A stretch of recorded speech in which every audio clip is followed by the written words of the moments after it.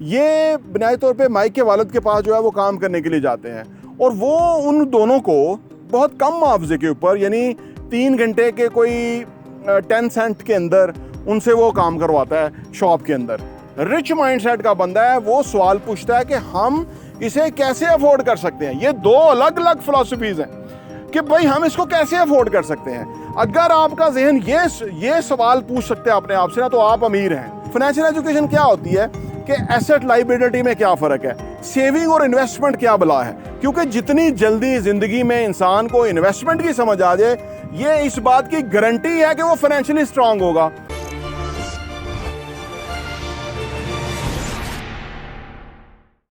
बिस्मिल्लाहिर्रहमानिर्रहीम, अस्सलाम वालेकुम रहमतुल्लाहि व बरकातहू। मेरा नाम अहमद अकील है, आप देख रहे हैं प्रॉपर्टी यूएनटीवी।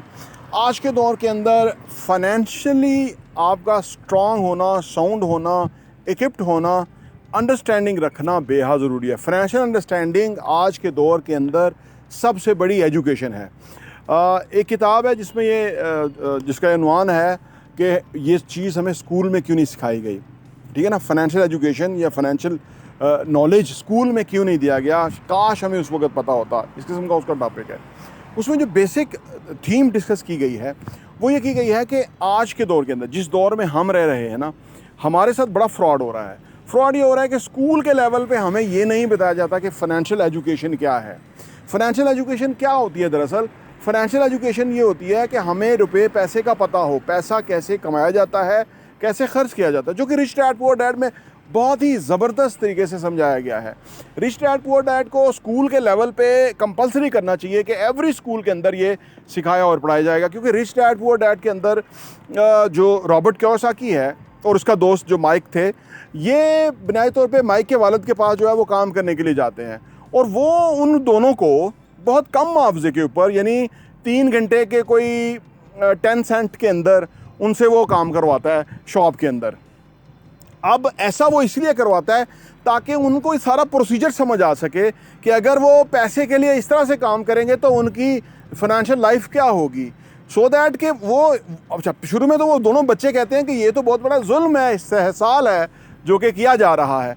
लेकिन मैंने अर्ज़ किया ना कि जो रॉबर्ट कियोसाकी का जो अमीर बाप था, जो कि उसके दोस्त माइक का बाप था, वो कहता है कि ये इसलिए मैं कर रहा हूँ ताकि तुम्हें अंडरस्टैंडिंग हो सके कि रियल लाइफ के अंदर क्या होता है। जब तुम रियल लाइफ में जाओगे तो तुम्हें पता होना चाहिए कि ये जो इस्तेसाल हो रहा है ये इसलिए हो रहा है कि जो लोग अपने जहन को इस्तेमाल करते हुए काम नहीं करते, यानी वो पैसा प्रोड्यूस करने की एबिलिटी नहीं रखते, तो उनके साथ सारी ज़िंदगी इस्तेसाल होता है, तमाम जगह पे इस्तेसाल होता है। तो बच्चे होने के वक्त ही उसने उनको ये लेसन दे दिया था कि भाई, यानी उसने जो एक ख़ास बात है इसके अंदर, इस किताब रिच डैड पुअर डैड के अंदर, फिर मैं अपने मौजूद दूसरे की तरफ वापस आता हूँ कि हम अफोर्ड नहीं कर सकते। जो पुअर माइंडसेट का बंदा है, वो जो ये फाइनेंशियल एजुकेशन नहीं रखता, उसका आंसर होता है कि हम ये अफोर्ड नहीं कर सकते। लेकिन जो फाइनेंशियल एजुकेशन रखता है, जो रिच माइंडसेट का बंदा है, वो सवाल पूछता है कि हम इसे कैसे अफोर्ड कर सकते हैं। ये दो अलग अलग फिलॉसफीज़ हैं कि भाई हम इसको कैसे अफोर्ड कर सकते हैं। अगर आपका जहन ये सवाल पूछ सकते हैं अपने आप से ना, तो आप अमीर हैं। और अगर आपका जहन, जो कि 10 करोड़ लोग पाकिस्तान में जो है वो 15,000 महीना से कम कमाते हैं, इसके अलावा मिडिल क्लास के अंदर लोग फंसे हुए हैं 50,000 तनख्वाह के ऊपर, तो करोड़ों लोग काम करते हैं पाकिस्तान में, वो यही सवाल अपने आप से पूछते हैं कि हम इसको अफोर्ड नहीं कर सकते। अच्छी गाड़ी, अच्छा घर, अच्छी लाइफ, अच्छी लाइफस्टाइल, अच्छी एजुकेशन, या जो कुछ ख़रीदना चाहते हैं वो ये सोचते हैं कि हम इसको अफोर्ड नहीं कर सकते। लेकिन सवाल ये करना चाहिए कि हम इसको कैसे अफोर्ड कर सकते हैं। अब मैं फाइनेंशियल एजुकेशन की तरफ आ जाऊँ। फाइनेंशियल एजुकेशन के हवाले से एक बहुत ही दिलचस्प बात है, वो ये कि अगर आपकी शादी होनी है तो आपकी जो लड़की है उसको फाइनेंशियल एजुकेशन होना चाहिए। यानी आपकी लड़की नहीं, आपकी बीवी जो है, होने वाली बीवी, या आपका जो मियाँ है वो फाइनेंशियली गूफ नहीं होना चाहिए, उसको फाइनेंशियल एजुकेशन होनी चाहिए। रुपए पैसे की साइंस उसको आनी चाहिए। फाइनेंशियल एजुकेशन क्या होती है कि एसेट लाइबिलिटी में क्या फ़र्क है, सेविंग और इन्वेस्टमेंट क्या बला है। क्योंकि जितनी जल्दी ज़िंदगी में इंसान को इन्वेस्टमेंट की समझ आ जाए, ये इस बात की गारंटी है कि वो फाइनेंशियली स्ट्रांग होगा।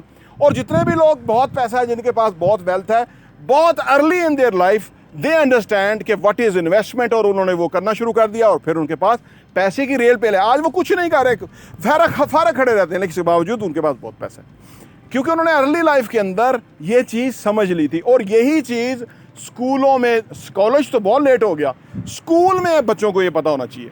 तो इसलिए फाइनेंशियल नॉलेज, फाइनेंशियल मालूमात, फाइनेंशियल एजुकेशन ये बहुत ही ख़ास टॉपिक्स हैं। और ख़ास तौर पे जिस दौर में हम खड़े हुए हैं, जहाँ पे महंगाई बहुत ज़्यादा है, जहाँ पे बेरोज़गारी है, जहाँ पे रजीम चेंज कर दिए जाते हैं, मुल्क तबाह कर दिए जाते हैं, जहाँ पे और लोग जो हैं वो बेरोज़गार हो जाते हैं, अपने नौकरी से रहते हैं, रोटी खाने से मजबूर होते हैं, इसलिए कि उनको फाइनेंशियल एजुकेशन दी नहीं गई हुई। ये जो बड़े बड़े Punjab group of college, superior, beacon, roots, सिर्फ फ्रेबल्स, ये सब पैसा बनाने की मशीनें हैं। इनके अगर आप टर्नओवर्स देखें, जितना ये फीसेस कलेक्ट करते हैं और जो लोग इनके यहाँ जाके बच्चे पेश करते हैं, उनको अगर उनका आप जायज़ा लें तो इन्होंने एक ऐसा धंधा बना दिया है कि जिसके अंदर वो खरबों रुपया, अरबों नहीं खरबों रुपया जो है वो सालाना वसूल कर रहे हैं और लोग उधर जमा करा रहे हैं। दूसरे लोगों का पेट काटते हैं, दूसरे लोगों का हक मारते हैं, बीकन फ्रोबल्स के अंदर जाके जरूर उनका पैसा जमा कराते हैं।